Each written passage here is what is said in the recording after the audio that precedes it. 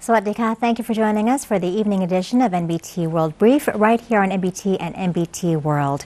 You're with me, Sandra Han Utsaha. A new survey shows that both businesses and the public are optimistic about the upcoming KHRUENG Plus co-payment program, which is expected to boost Thailand's economic growth to over 2% this year.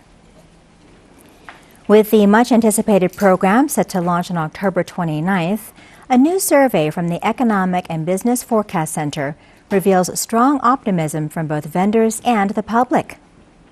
A survey of 680 business owners found that 58.4% intend to join the program, believing it will increase their sales. However, 22.4% expressed hesitation, citing concerns over potential tax implications and the complexity of the system. The survey also found that 82.1% of the public are confident they will qualify for the program and plan to use the full 400 baht daily co-payment allowance as soon as it becomes available. Most respondents intend to spend the subsidy on everyday essentials such as food, clothing, and personal items. Dr. Thanawat Ponwichai, president of the University of the Thai Chamber of Commerce, estimates that the combined stimulus from the KHRUENG Plus program, state welfare card top-ups, and tourism incentives could boost the economy by 0.5 to 0.8% in the fourth quarter. The stimulus measure is projected to push Thailand's overall GDP growth for the year to between 2% and 2.2%, surpassing previous forecasts. In our next story, the Chinese ambassador to Thailand has met with the Prime Minister to discuss the Thai-Cambodian border situation, with China expressing its support for peaceful dialogue to maintain regional stability.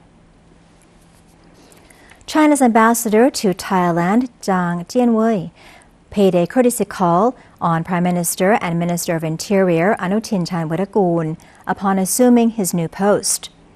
A key topic of discussion was the ongoing situation on the Thai-Cambodian border. The Prime Minister reiterated Thailand's position, emphasizing that the country gives the highest priority to protecting its sovereignty and the safety of its citizens, and is committed to peaceful means and international law. In response, the Chinese ambassador stated that China maintains a neutral stance on the matter and supports the use of existing bilateral mechanisms for peaceful dialogue between Thailand and Cambodia to maintain regional stability and peace. The two sides also discuss other important areas of cooperation, including the export of Thai agricultural products, infrastructure and logistics, modern industry, and the fight against transnational crime.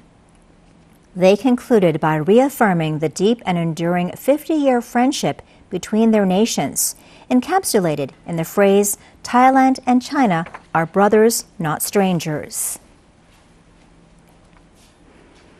The Anti-Money Laundering Office, or AMLO, of Thailand has confirmed it is coordinating with relevant agencies to investigate the network of Cambodian businessman CHEN.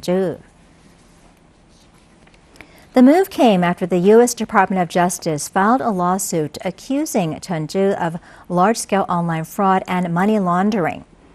Currently, the U.S. is seeking to forfeit assets, including cryptocurrency, valued at approximately 490 billion baht. In addition, the U.S. Treasury Department has imposed financial sanctions on individuals and companies linked to the network, while the United Kingdom has seized connected properties worth over 4 billion baht. AMLO has stated that it is working with both domestic and international partners to collect evidence and will use the list of individuals and entities released by the U.S. Treasury to investigate suspicious financial transactions within Thailand. If any evidence of money laundering is found, AMLO will proceed with legal action in accordance with the law.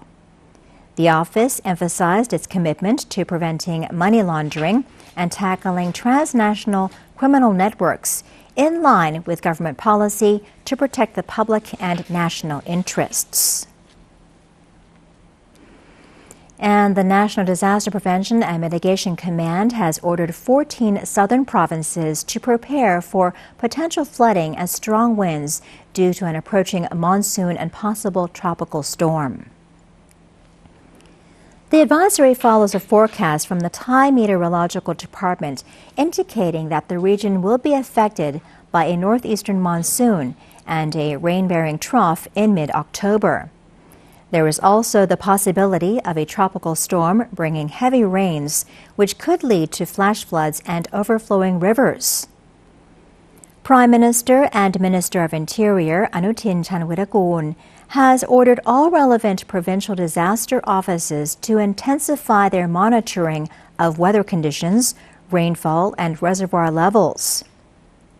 Local authorities have been instructed to assess risks, prepare evacuation plans, and issue advance warnings to the public. Residents in the affected areas are urged to stay vigilant.